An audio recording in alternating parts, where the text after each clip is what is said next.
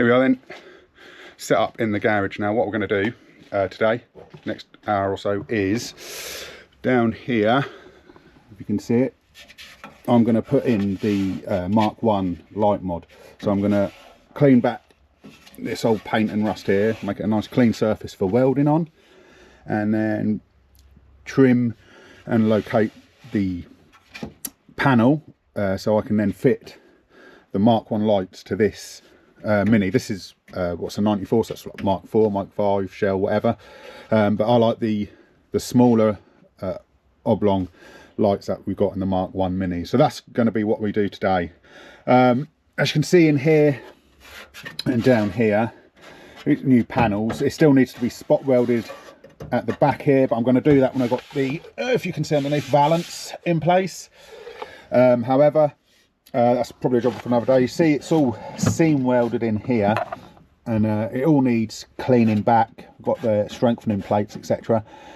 This I'm probably going to spot weld. If I go a beam axle, I don't actually need to drill holes here, because the axle won't actually attach here. However, that'd be a good point to spot weld and strengthen the back end. As you can see here, there is a hole in the arch, and then up here, we follow up, there we go, huge grate. It's had a cut out at some point. I do have the replacement arch to go in. Rather than do a whole arch, what I'm going to do here is measure the gap and trim the replacement panel and weld that in along here and here. Like I say, rather than trying to replace a whole arch, that'll be a lot easier. So I think I've just found out, is that a hole? Nope, no, that's fine. I thought there was another hole there. So yeah, that's what we're going to do today. As you see, this is the condition of the shell.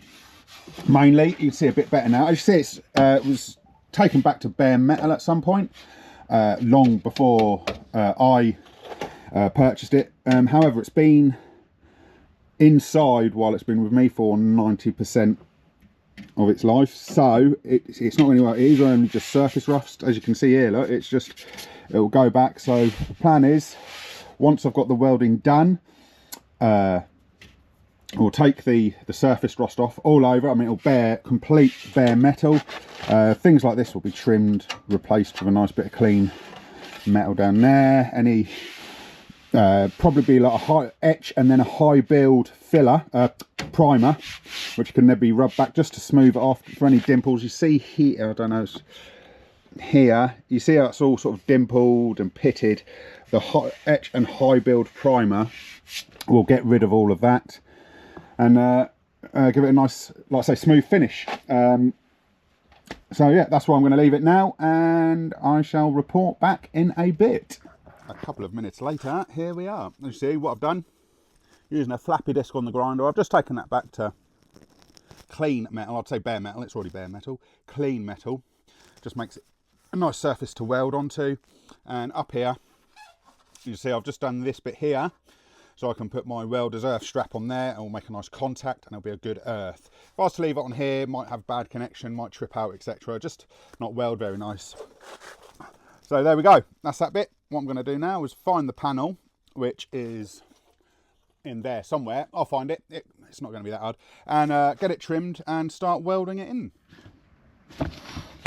So here we have it. That's that panel now welded in. I've not bothered recording me welding and grinding it back because everyone does it and it's boring. Why put in a time lapse of a blue light? No one cares. Anyway, here we have it. It's in. As you can see, I've give it a flappy paddle grind back. It's not perfect, and this isn't the final stage. Obviously, once I've got the whole thing done, it will then go into what we call paint prep. This is where we'll get rid of the weld, like flush them back, thin skin filler where needed, etc. However, for now, it's fine. Primer to protect it from the elements. Like I say, it's inside anyway, so it shouldn't really rust, but I like to protect bare metal.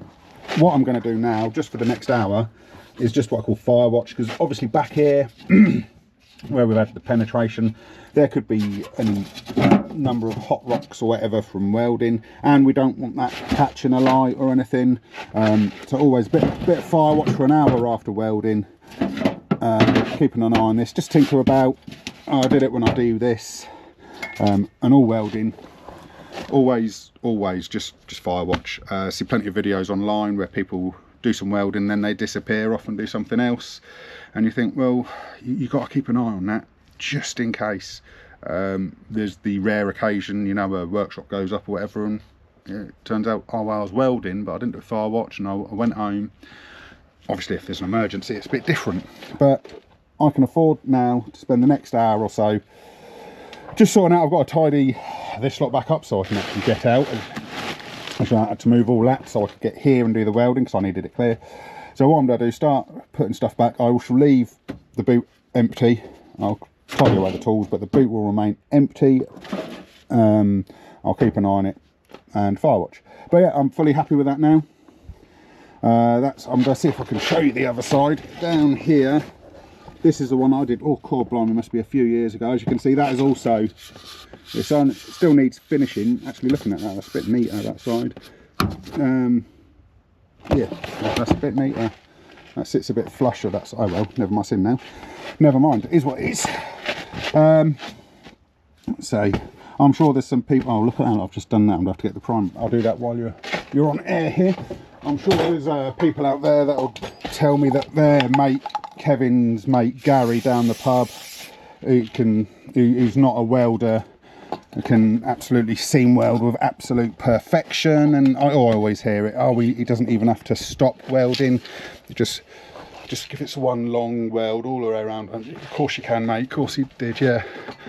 If you're a genuine welder by profession, by all means give me some hints what I could be doing. I'll show my welder here and what setting I found. So it's a Weldmate SIP 136, and I found having it on the minimum setting here and number 2 here.